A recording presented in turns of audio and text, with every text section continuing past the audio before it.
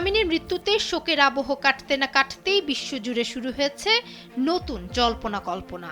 কে হচ্ছেন ইরানের পরবর্তী সর্বোচ্চ ধর্মীয় নেতা? ক্ষমতার এই শীর্ষ আসনে বসার দৌড়ে এরই মধ্যে আলোচনায় উঠে এসেছে প্রভাবশালী 5 জনের নাম। তবে কার কাঁধে উঠতে যাচ্ছে ইরানের এই সর্বোচ্চ দায়িত্ব? সংবাদ মাধ্যম সিএনএন-এর এক প্রতিবেদনে উঠে এসেছে ইরানের সম্ভাব্য 5 জন সর্বোচ্চ ধর্মীয় নেতার নাম, যাদের মধ্যে একজনই হতে পারেন ইরানের পরবর্তী সর্বোচ্চ ধর্মীয় নেতা। 56 বছর বয়সী মোজতবা খামেনি, যিনি আয়াতুল্লাহ আলী খামেনির দ্বিতীয় পুত্র।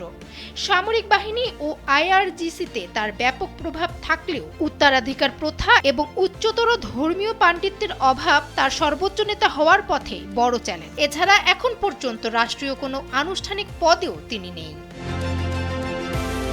67 বছর বয়সী আলী রেজা আরাফি একজন বিশিষ্ট ইসলামী পণ্ডিত ও খামেনির আস্থাভাজন, যার নামও উঠে এসেছে ইরানের সম্ভাব্য সর্বোচ্চ ধর্মীয় নেতার তালিকায়।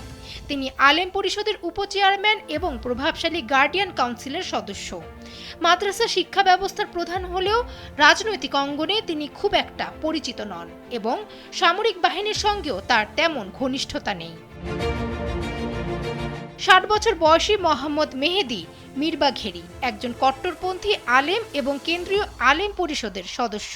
তীব্র পশ্চিম বিরোধী এই নেতা বিশ্বাস করেন মুমিন ও অবিশ্বাসীদের সংঘাত অনিবার্য। বর্তমানে তিনি কোমের বিজ্ঞান একাডেমির প্রধান হিসেবে রক্ষণশীল আলেমদের নেতৃত্ব দিচ্ছেন।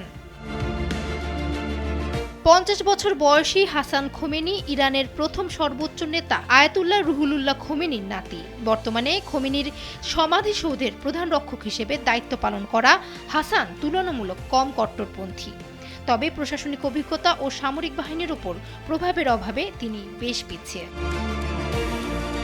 শাটার্দ হাশেম হোসেনি বুশহেরি একজন জ্যেষ্ঠ ইসলামী পণ্ডিত এবং আলেম পরিষদের 1 নম্বর উপচেয়ারম্যান। আয়াতুল্লাহ আলী খামেনির অত্যন্ত ঘনিষ্ঠ এই নেতা উত্তরাধিকার সংক্রান্ত প্রতিষ্ঠানগুলোর সঙ্গে যুক্ত থাকলেও সামরিক ও নিরাপত্তা বাহিনীর উপর তার প্রভাব নেই বললেই চলে। ফামিহা সুহরাওয়ার্দী, সময় রাত।